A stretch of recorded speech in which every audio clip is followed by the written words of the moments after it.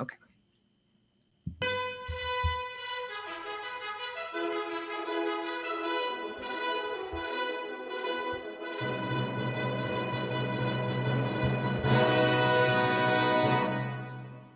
And welcome, Hoosier fans, to another victorious episode of Doing the Work, the first show on the Back Home Network covering IU women's basketball. I'm your host today, Kathy Amos, also joined with my co-host, Jeff Marlowe.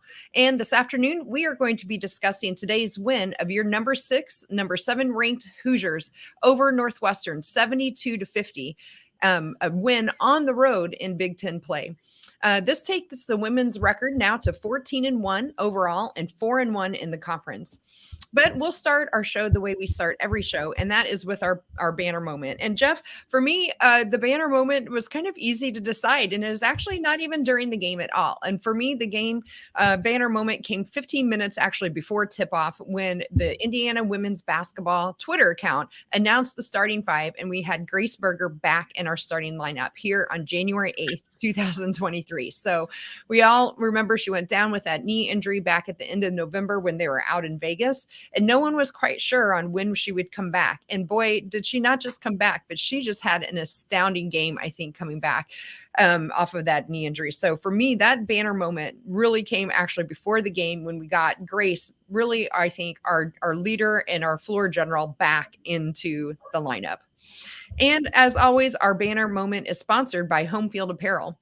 Home Field is constantly releasing new schools or updating their products for schools in their existing line. In fact, rumor has it that they will be releasing sometime here in the near future some more new Indiana designs. So get your wallet and credit cards ready and watch that Home Field Twitter account to see when that comes out. But even if you don't want more IU gear for some reason, there's other college teams as well at your disposal, or even just some of their line that has no college schools. And if you haven't gone out and purchased from Home Field, you can use our promo code HOME, HOME, to get 15% off of your entire first order. You can find that at homefieldapparel.com. Again, the promo code is HOME, HOME, for 15% off. And the website is homefieldapparel.com. Wear one for the team.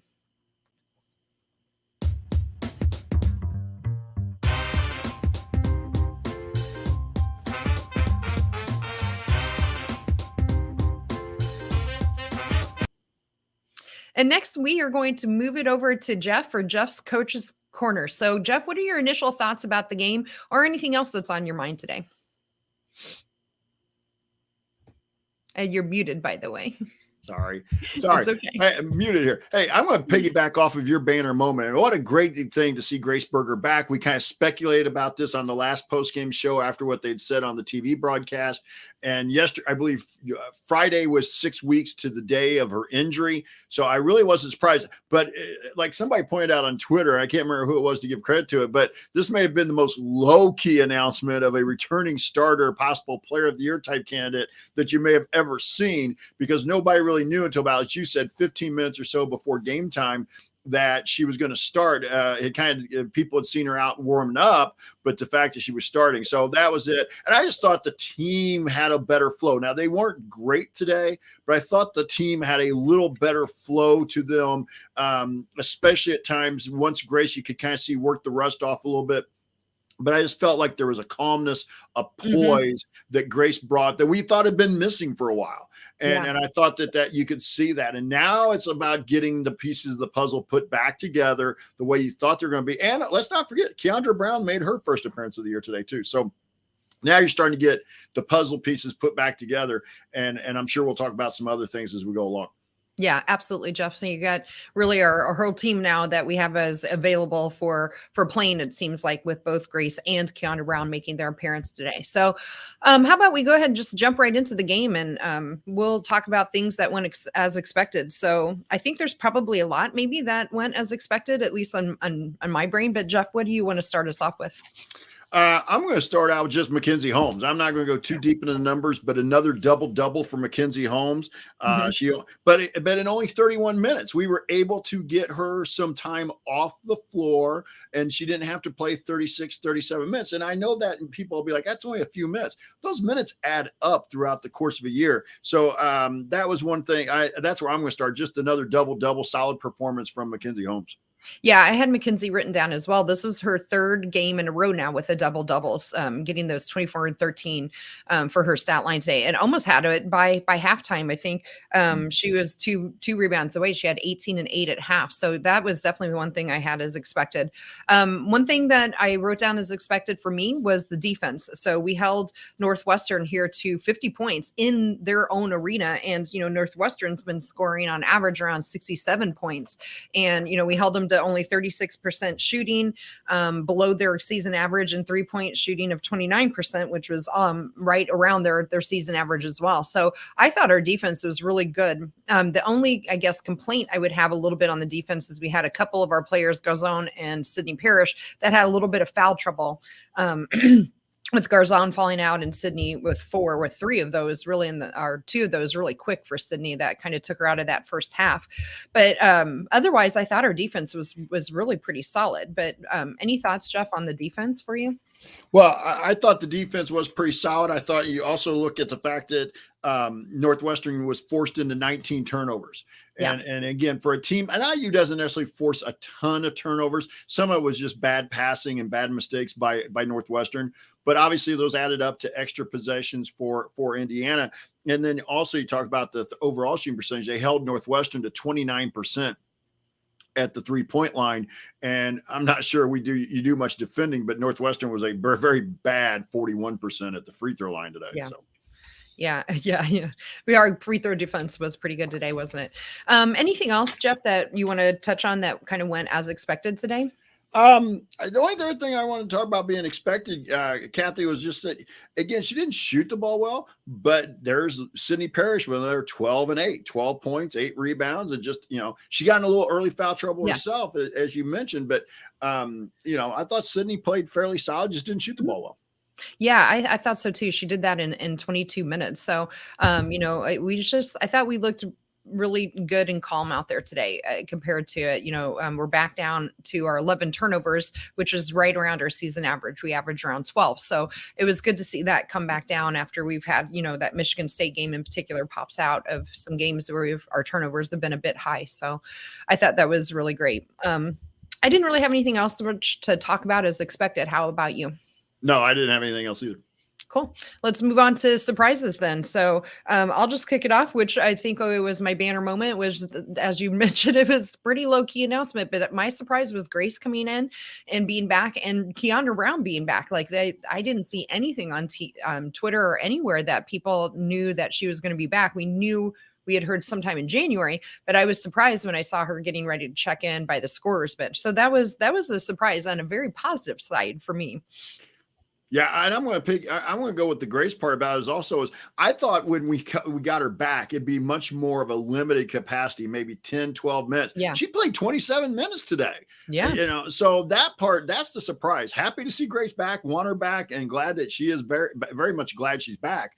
But I was a little surprised, and that's why I threw it in this segment, that she played the 27 minutes.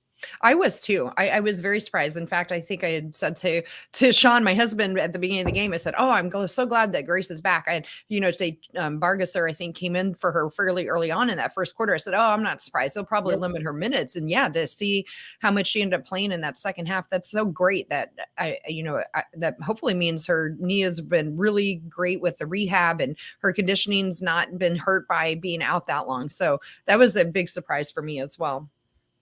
What other kind of surprises do you have from this game? Well, I won't call it a surprise. Once Grace came back and you knew eventually she was going to go to the lineup, somebody was going to go back to the bench, whether Sydney Parrish or one of the others. And so Sarah Scalia going back and coming off the bench today, I thought was a good move. She struggled against shooting the ball, but I think that Sarah can really provide kind of a 6-person lift there once she settles and gets her shot back. And I think we still have some really good basketball to see from Sarah, but that might be a way to get her some confidence back. Just didn't happen today. But she played 30 minutes off the bench. We got, and that's kind of where I'm going with this. Lexi Bargasser gave us 15 minutes.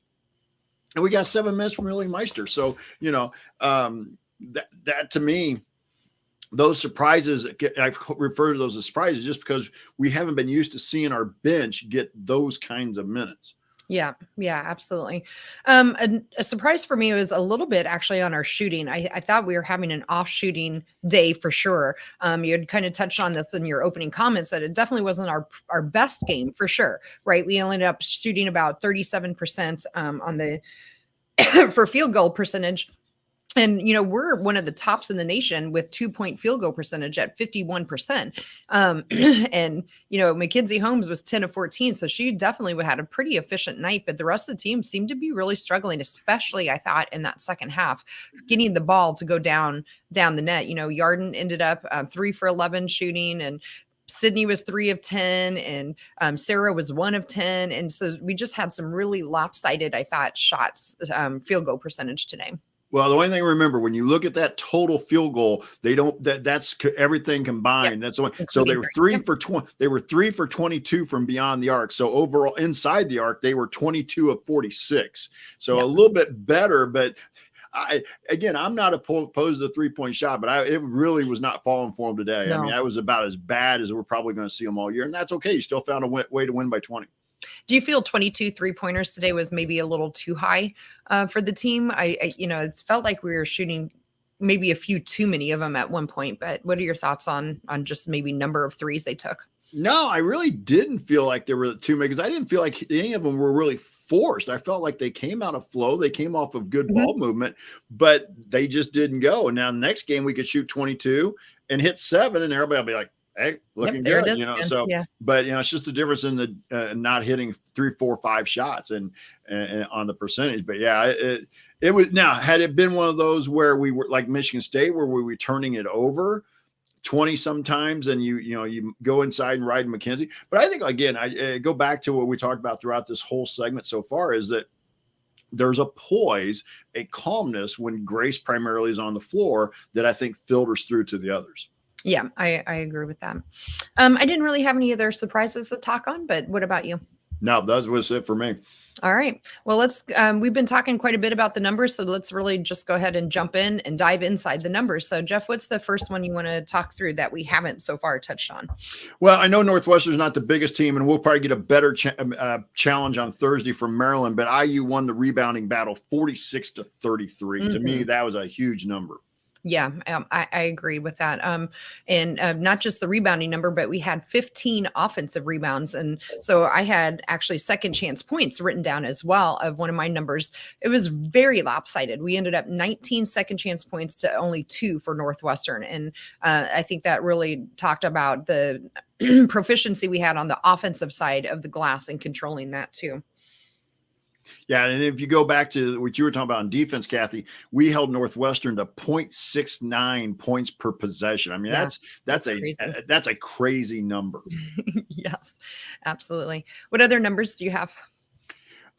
Just another solid defensive, just kind of stay with that. We didn't give up over 20 points in any period. We gave up 18. It was in the third period. And after that it was 12, 12 and 8. So again, there were times I felt like we weren't maybe as locked in defensively as I would like. Cause I think as part of it, you're trying to get used to having Grace back in there and knowing, and I think early on that I was kind of keeping an eye. I don't know about you. I was kind of keeping an eye. How was she moving? Was she moving laterally? What kind of push?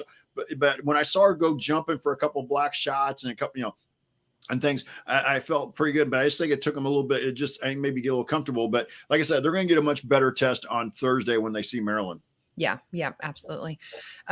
So another number I had, kind of keeping with your defensive theme, was turnovers. We forced 19 turnovers for Northwestern, and that led to 20 points off of turnovers for us. So they only had 9 points off of our 11. So I thought, again, some of them were not all forced, obviously with 19.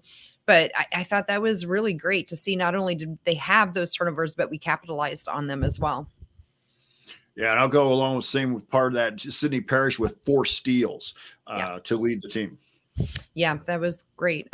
Any other team stats that you would like to touch on? No, I don't have any. But how about you? Just I want to applaud the team for their free throw shooting. 19 of 21 for 90% free throw shooting. So I don't want that to get kind of bypassed as well, because I think that's just a fantastic number. If you're shooting 90% from the line, that's fantastic. All right, how about individual stats? Anything you want to talk there individually to start us off? I want to, again, kind of keep away from some of the things I think we're going to talk a little bit about in the next segment. But, look at Yarden Garzon. We talked about 9 points. It didn't feel like she played her best game. She was in a little bit of foul trouble. She didn't shoot the ball well, but 9 points, 5 rebounds, an assist, a steal, 2 blocks. Yeah. So, again, Yarden played okay, solid. Just not maybe what we're expecting of her. Yeah, I mean, it was a solid game from Yarden. To your point, not the best game, but solid. Chloe, I thought was quiet today. Again, very solid but a quiet game. But she, gave us 36 minutes. She was out there almost the whole time, and it was, only 1 turnover. But she had 3 assists, 4 points. So you might look at that and say, well, gosh, why was she in there all that time? She wasn't scoring. Again, that's not her role. Her role is not to come in and be the leading scorer on this team. And I thought she played her role really well. It's just not going to show up in the stat line per se. But any thoughts on Chloe's play today? Well, and now Chloe may be the one that has to make the biggest adjustment back. She was the one we talked about, probably had to make the biggest adjustment when Grace went out. Now she probably has to make the biggest adjustment, kind of going back into the role that was more probably expected of her. I do think she has to see herself a little bit more as a scorer. I don't think she can be a 4-point-a-game person with Grace back. But I think it all goes back to, again, trying to understand where you fit back in now that everybody's, we're kind of back into the gang's all here type mentality. Right.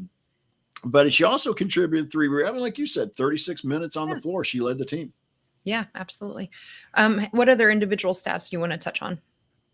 I'm just going to highlight real quick Lily Meister. Again, she played 7 minutes, 2 points, 3 rebounds. And so, again, I think, and I'd really, and we also point out that from our understanding on the TV broadcast, Alyssa Geary stayed home in Bloomington with a non-COVID related illness. So that's part of the reason I think Meister got a few more minutes. But I really like seeing Bargesser and Meister get some minutes here, because I really think they're going to be big parts of this program going forward in the next year and the year after.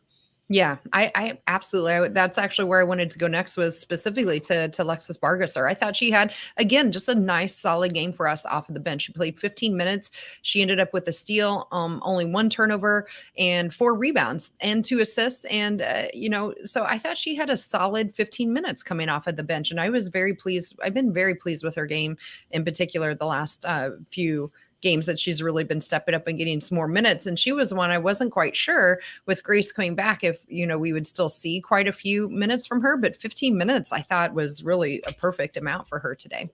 Well, and the one who probably is losing minutes with Grace being back is Henna Sandvik, because she only got in 2 minutes today. And she's been playing a lot, in double-digit minutes in some of these games here of late. So she may be the one that kind of has to go back into, hey, hope somebody gets into foul trouble so I can get in the game type mentality or something. You don't want anybody to get hurt, obviously. But so she may see her playing time reduced. But I think Bargesser showed that she's capable. And then, again, it gives them an opportunity to limit the minutes. Grace I don't think we want Grace, even back 2 weeks from now, I don't think we necessarily want Grace playing 35 minutes. I think you still got to try and maintain her under that level and such. But we'll see how it goes forward. That's just my speculation. Yeah, I agree with that. Well, what do you think, Jeff? Should we go ahead and move on to our next segment? Sure. Again, we're just trying to point out the highlights in a nice win today. It's already been somewhat of a downer day as we're watching the men play. So I'm just glad Northwestern didn't get the Indiana sweep. Yeah, short and sweet here. Yeah.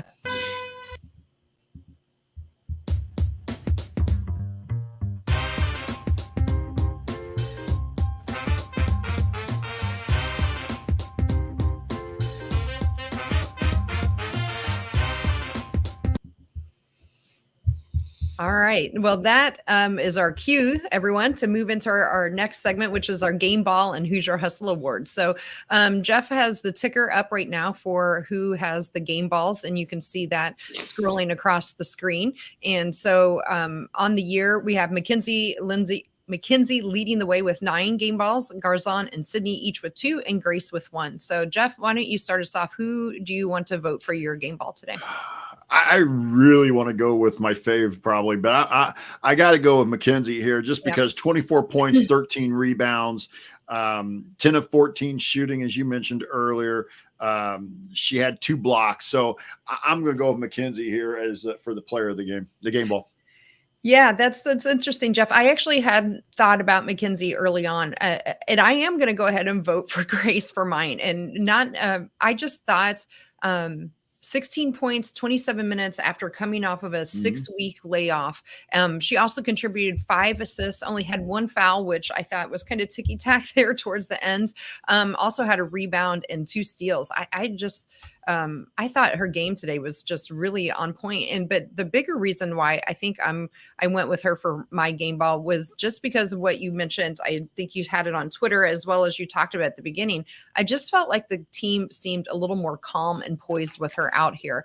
And it just seems to me that she is clearly the team's floor general. And I just enjoyed her play. But yeah, I had a hard time when you have, Mackenzie is playing at such an All-American level and her 3rd double-double in a row. So it's almost like, yeah, we almost need to have Mackenzie just always get automatically an award anymore. And then it's almost like the runner-up. So somehow we need to have it sponsored by Mackenzie Holmes. Right.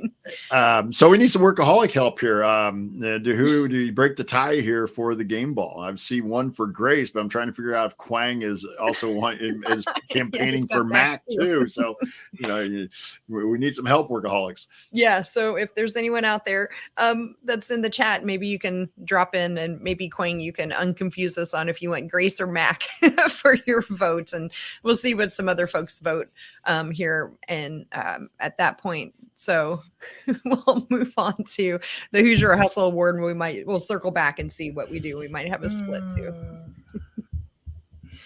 Okay, so we have a couple for Mac and one for Grace. Well, that was going to be, and that may be where our split is, because I was going to have Grace for the Hoosier Hustle here. Because I felt like Grace deserves something today. Right. A, coming back, and B, like you mentioned with her stat line, she deserves something. She really, way more than I thought she was going to give us today. And I'm the biggest Grace Berger fan. You guys know that. I hosted the show last year with her, but coming back off that knee injury, I thought might have been a little bit, got to get your feet under you, maybe a few points, a couple rebounds. 16 points, like you said, 5 assists, and I think those 5 assists were all in like the first quarter and a half. Right. And so, I'm going to go Grace for the Hustle Award here. All right. Yep. That's easy. And just circle back. We have another vote for Mac on the game ball. So we'll give our game ball to Mac. So that brings her to 10. So obviously I was giving my Hustle Award to Sydney, or excuse me, not Sydney. I gave my Hustle Award actually to Sarah, is who I wrote down. And I know, again, that probably sounds strange because she is just really struggling shooting. But what I saw from Sarah coming in off of the bench for her 30 minutes, I thought she really came out and did a lot of things off the ball and things that don't show up in the stat line.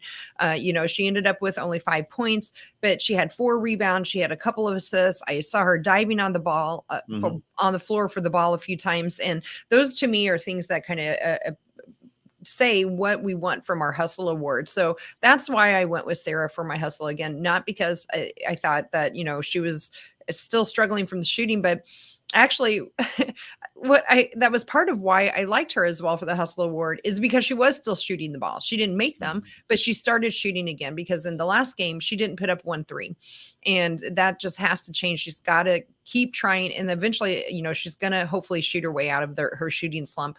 I thought she did a lot of other things today for the team. And that's for me. So she can have my honorary vote, but yeah, the Hustle Award will go to Grace then. So let's see. So that now brings our Hustle Award total to 3.5 for each. Sydney and Chloe Bargesser with 2. Grace, now this is her second one. Caitlin Peterson, Alyssa Geary, Lily Meister, and Yarden Garzone each have 1. So that really takes us then, I think, out of our game ball and Hustle Award, and then out to lingering questions, Jeff. So what kind of questions are on your mind because of this game? The only lingering question I have now, Kathy, is I want to see what Grace is going to look like on Thursday. She played 27 minutes. It'll be interesting to see, because sometimes with knees, and again, I have no inside knowledge, so don't want anybody going, "Oh, Marlo knows something." I just know sometimes knees, it can be sore a day or two afterwards. Maybe it might swell a little bit. So I'll be interested to see how she looks on Thursday against Maryland. If there's no complications, that's even great. It's even better news. And that's what I'm kind of hoping for. But it'll just be interesting to see how it goes, kind of going forward. Is she able to play those kinds of minutes game after game, or will they kind of get into a situation where they got, maybe we played her 27 at Northwestern because she needed to stay up and keep moving. Maybe we back her down to 22, 21 as we go forward for a little bit until maybe she needs a little more conditioning. But that's my only lingering question. I just want to see how Grace is going to bounce back after being out for 6 weeks with a knee injury and now coming back and playing, and then having a game 3 or 4 days down the line. Yeah, that's one question I had. My other question I have is really just how does the team now kind of reformulate themselves now that they have Grace back and Keandra Brown back? We haven't had Keandra all year. This was her first game back for the season. And how do they now reformulate themselves, right? We clearly, this is our third starting lineup that we've had. Before we were bringing Sydney off the bench, and then now we're bringing Sarah off of the bench, at least for today's game. So, do people's roles change? To your point, Chloe Moore McNeil was, really filling in a lot for point guard. Is she, how does she do going back? So I think that, that is a question for me that I'll like to see. And again, nothing against Northwestern, but clearly our talent level was a lot more than the Northwestern today. And I think it will be very interesting going into the game on Thursday against Maryland, which we'll highlight here in a minute. Now that the competition is going to ratchet up on Thursday, how do we retool our team and how did those pieces fit back together? I agree. Yep. Anything else, Jeff, you want to talk about with this game, or should we move on to our preview? No, I don't have anything else with the Northwestern game. They went up to Northwestern. They were a better team. They went up there and I don't want to say jumped on them, but they kind of pulled away steadily in the first half and then really put the game away in the second half. Just what you should do. Yep. And as we get ready to talk about Maryland, this becomes an important game because it's in Bloomington, but also Ohio State's the only undefeated team in the league. And so there's a kind of a jumble right now at that 4-1, 3-1 kind of area. And Maryland and IU are both right there. So you get a chance to put a little bit of distance, kind of get it, or I should say distance. You get a chance to jump ahead of Maryland in the league standings here and such. So, but this is an important game coming up, and having Grace back and getting her 27 minutes, I think makes it even better, or a better opportunity for Indiana to come away with the win on Thursday. Yeah, absolutely agree with that. So let's just go on and talk about what's coming up next then. So for the team, our next opponent, as Jeff and I have kind of been alluding here to and talking about, is against Maryland. This game will be at home on this Thursday, January the 12th. Maryland is currently ranked 13th in the AP poll and 14th in the coaches poll. The game is at 6:30 Eastern or 7:30 Central. Again, that's Thursday, January 12th. And good news for everybody that does not have a Big Ten Plus subscription. It is on regular Big Ten Network this time. So that's really great. So highlighting some of the history, IU is 2-12 all time, including only 1-4 in Bloomington. So historically, Maryland has really had our number as a program. Our last matchup was against Maryland in the Big Ten tournament last year, where Indiana won 62-51. And then for the 2 regular season games last year, we split each of those, one of them going into overtime. Let me highlight Maryland's real quick around their conference record or their records, and then I'll kick it over to you, Jeff, to dive more into their numbers. But Maryland is 11-3 overall, and as Jeff mentioned, they're 4-1 in the conference as well. So we're tied in that second spot with them for conference standings. Their most recent game was just yesterday. They beat Michigan State at home 85-94. Their one conference loss was at home against Nebraska, where they lost 67-90, a very surprising loss out of Maryland. And that was back on December 4th. And then their 2 non-conference losses were from number 1, South Carolina, and then as well DePaul. So Jeff, do you want to dive a little bit more into Maryland's numbers? Yeah, I mean, this is a program that in the offseason, at the beginning of the offseason, there were a lot of questions about this program because Brenda Fries had several kids leave, but she really hit the portal hard and brought in some quality people. They're averaging 79 points a game. They've always been kind of a high volume, high production offense. They give up 70. So they do have there's going to be games that they have that are very, very close. And what they've done here of late is win some of those closer games, and the games have been tighter. They're being out rebounded though by a +2 margin, 1.9 officially. So basically they're about even on the rebounding. And that's obviously a concern for us. They're shooting 43% from the field, 37% from three. And they're holding their opponents to 41% from the field, 33% from three. And hopefully we'll shoot better than we did today. Yeah. They're forcing 19 turnovers a game, but only committing 12 with that. And so they have 3 players averaging double figures. Diamond Miller is their leader, senior, 18.3 points per game. Abby Myers, the transfer from Princeton that really gave us fits last year in the NCAA tournament, is second at 14.8. And sophomore guard Cheyenne Sellers is at 14.4. And Miller also leads them in rebounding at 6.6. Yep. Yeah. So in terms of coaching, Brenda Fries has been their head coach for 20 years. So she has a phenomenal record. She's just a great coach. And to your point, Jeff, they weren't even ranked preseason at all. No one knew what to do really with Maryland, and now they're up to 13th. But in terms of record, what I found interesting, Brenda Fries, just to highlight how good of a coach she is, she's 571 wins and 161 losses in her career at 20 years at Maryland, which is 78 all time. That's actually 78%. Higher than. Yes, 78%. That's actually higher than Coach K, Tom Izzo, Phil Jackson, and Bill Belichick. So, I think that's just a really great highlight for Brenda. Her and Kim Mulkey have made at that time. Kim Mulkey's gone back to LSU or gone to LSU now, but Kim Mulkey and Brenda Fries made blue bloods basically out of schools that were not really women's basketball blue bloods in Maryland and Baylor. And Brenda Fries has done an outstanding job there. She has a national title show for her. In fact, I'm sure some of them out there probably feel like she's actually not been up to expectations because they probably figure they should have more. But, she took a women's program that really wasn't that great of a program. And like I said, turned it kind of into a blue blood women's program.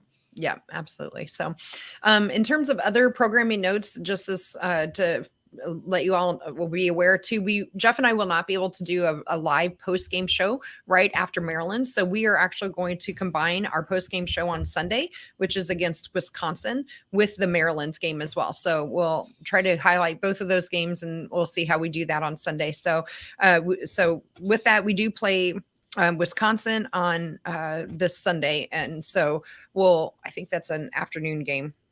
I'll look that up while we're kind of wrapping things up here. But in terms of other programming notes, Jeff does keep us up to date about all of our Hoosier alums that are in the professional ranks right now. You can follow that in our private community or with our Twitter feed. If you're not following us on Twitter, you can find us at Doing the Work just by searching that on Twitter with spaces in between. And you can get there for news and information as we can tweet them out as well. So Assembly Call Radio will be coming up here as well. And you can also subscribe to Crimson Cast, who is part of our Back Home network.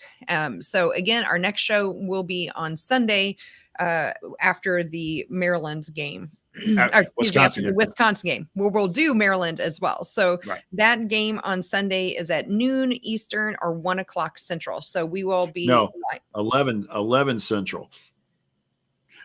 12 o'clock Eastern. Yeah, on that Sunday game. Oh, well, my calendar says otherwise. Let me look what ESPN. If it's 12 Eastern, it's got to be 11 o'clock Central. Okay. I believe it. Because remember, I'm having trouble with time zones today. That's fine. We're just want to make sure our followers know what to look for. And you can, and we'll tweet it out anyway. It doesn't matter. Yeah. We're going to tweet it out. We'll tweet it out on the Twitter feed, or you can find it in the Assembly Call community page as well. Yeah. Okay, cool. Okay, Jeff, are we ready for last call then as I bumble around a little bit more? We're good, Kathy.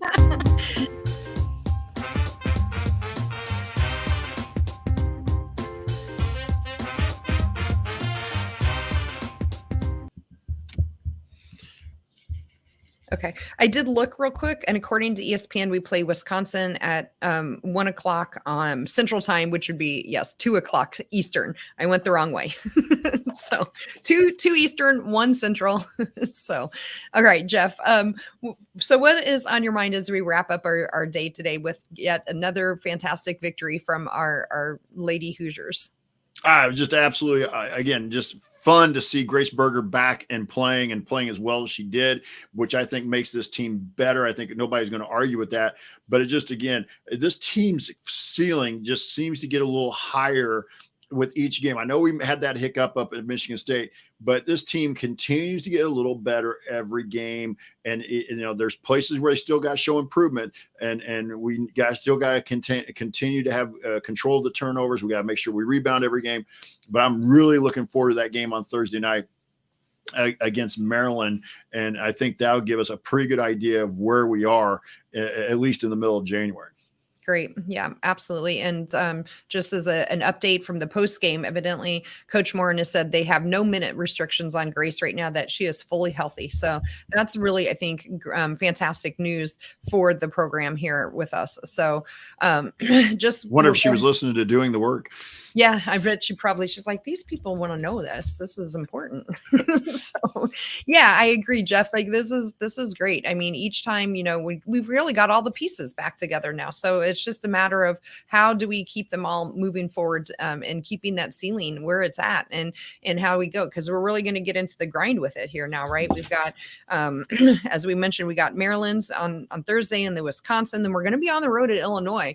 And, Illinois is shown and been proven that they are much more improved team. I mean, they gave us a lot of fits at home, and they're going to be tough. They beat Iowa as well earlier this year. And really held Ohio State, and we're beating Ohio State just yesterday until that fourth quarter. So Illinois is not a joke this year at all. So we have, we were really looking earlier in the preseason towards that February schedule, but our January, the whole Big Ten right now is not, for the most part, you can't overlook anybody. So it's good that we're getting everybody back at this time. So with that, well, let's wrap it up. And if you aren't watching us live and would like to watch us live sometime in the future, you can be part of our live chat and subscribe to our YouTube channel at youtube.com/assemblycall. You can also be part of our private community and join today at join.assemblycall.com. A huge thanks to John Ringer of Riggs Design for designing our new logo. And that music you're hearing playing throughout was from Bob Thompson. So thank you very much to Bob Thompson for that.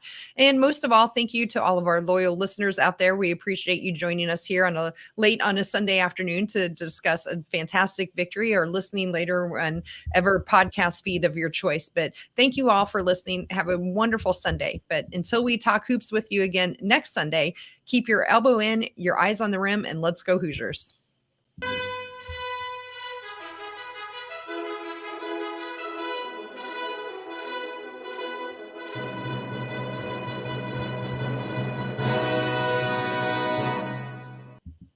All right. Well, happy Sunday, everybody. Happy Sunday, everybody. So, hey, everybody have a good week. We'll talk to you next week after the Wisconsin game. Yep. Thanks a lot. I'm going to go enjoy some football.